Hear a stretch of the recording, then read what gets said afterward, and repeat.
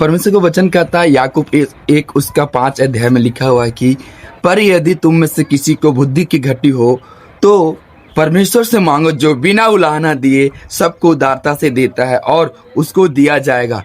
परमेश्वर क्यों कहता कि पर यदि किसी को तुम में से किसी को बुद्धि की घटी हो तो मुझसे मांगे, क्योंकि परमेश्वर कहता है कि जब मैं एक मेरा बंदा मेरा बेटा बेटी एक मेरी बुद्धि के अनुसार मेरी बताई हुई अनुसार अगर चलता है तो एक आत्मिक जीवन को पाता है, एक आत्मिक बुद्धि को पाता है, जो परमेश्वर अपने लोगों से कहता है कि उसकी वाचा को पालन कर। क्योंकि जब तक हम परमेश्वर की बुद्धि से नहीं जीते हैं, क्योंकि नीति वचन में भी लिखा हो कि पर यदि अगर परमेश्वर की बुद्धि से कोई चलता है तो जीवन को पाएगा। तो परमेश्वर चाहते हैं कि हर एक मेरे बेटा बेटी जो परमेश्वर को मानता है वो परमेश्वर की बुद्धि के अनुसार चले। और कितने लोगों को मैंने जीवन में देखा कि उनके पास सारा चीज रहते हुए,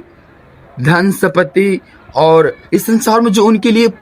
जो जरूरत की चीजें है वो चीज रहते हुए भी वो पर अपने आप को खाली महसूस कर रहे हैं, वो अपने आप के ब्रेस घोषित नहीं कर पा रहे हैं, क्योंकि उनके पास परमेश्वर का नॉलेज नहीं, परमेश्वर का बुद्धि नहीं। क्योंकि परमेश्वर की बुद्धि से हम चलते हैं तो हम आत्मिक रीति से मजबूत होते जाते हैं। क्योंकि हमने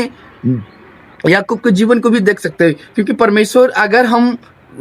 परमेश्वर की बुद्धि के अनुसार चलते हैं और हमारे जीवन उतार चढ़ाव आता है तो फिर भी परमेश्वर वो अपनी बुद्धि के अनुसार हम अपनी नजरिए से परमेश्वर हमें देखता है और हम हैं कि अपनी नजरिए से देखते हैं।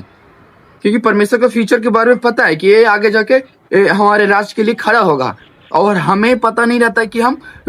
परमेश्वर की बुद्धि से अगर नहीं चलते हैं तो हमें लगता है कि हम किस गड्ढा में गिरे हुए हैं। तो इसीलिए मैं आप सबसे कहना चाहता हूं कि अगर आपके जीवन में भी इस तरह की समस्या का सामना करना पड़ रहा है तो परमेश्वर को बुद्धि के अनुसार चलें। परमेश्वर आपको अपनी